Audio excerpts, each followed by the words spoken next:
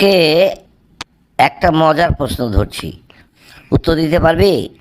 প্রশ্ন স্যার, ধরুন না, দেখি পারি কি না। খুব ভালো করে প্রশ্ন শুনবি, তারপর উত্তর দিবি। প্রশ্নটা হচ্ছে, একজন ডাক্তার তোমার বাবার ছেলে, কিন্তু সে তোমার ভাই না। সে কে? বল দেখি। একজন ডাক্তার তোমার বাবার ছেলে, কিন্তু সে তোমার ভাই না। স্যার, এটা কিভাবে সম্ভব স্যার? বাবার ছেলে হলে তো ভাই হওয়ার কথা। তোকে বললামই তো, ভালো করে চিন্তা ভাবনা করে উত্তর দে। প্রশ্নটা কঠিনও না, সহজও না, কিন্তু বুদ্ধির প্রশ্ন।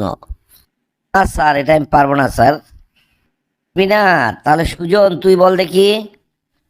স্যার, তাহলে কাজিন হবে হয়তো। বললামই তো, প্রশ্নটা তো সহজ না, ভালো করে ভেবেচিন্তে উত্তর দে। তো মাথা নষ্ট করা প্রশ্ন স্যার। তাহলে তুই বলবি নাকি? তুই বল দেখি। উত্তর দেব স্যার, কিন্তু কঠিন পেঁচানো, এটা পারাই মুশকিল স্যার।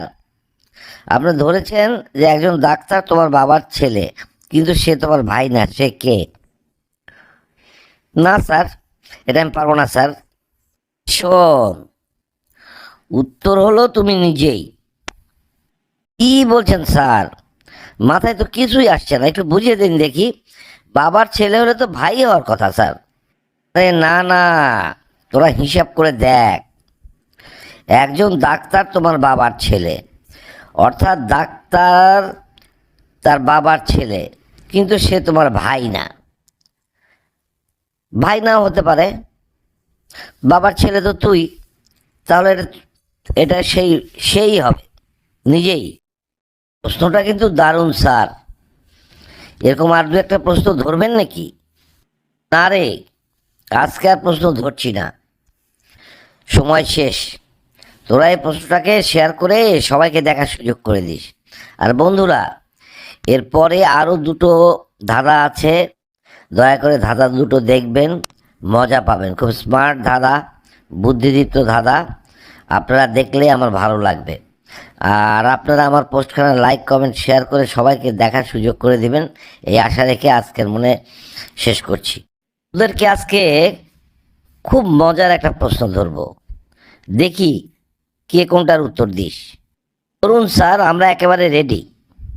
আচ্ছা ধর, একটা লোকের কাছে একটা ম্যাচ আছে। সে একটা অন্ধকার ঘরে ঢুকলো। ঘরে আছে মোমবাতি, লণ্ঠন আর গ্যাসের চুলা। তোরা হলে কে কোনটা আগে জ্বালাবি? আমি প্রথমেই গ্যাসের চুলা জ্বালাই দেবো স্যার।